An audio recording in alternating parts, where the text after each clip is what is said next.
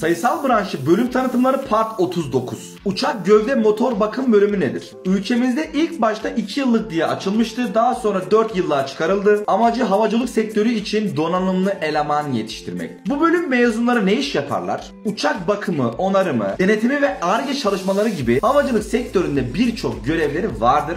Ülkemizde geleceğin bölümlerinden bir tanesidir. Ülkemiz hava sanayiye, uçak sanayiye ve motor sanayiye çok fazla önem verdiği için bu bölüm mezunlarına da inanılmaz iş imkanları sunabilmektedirler. Halihazırda bölümün 2 yıldan 4 yıla çıkarılma sebebi de buydu. Daha yetkin ve daha donanımlı olmaları istenildi.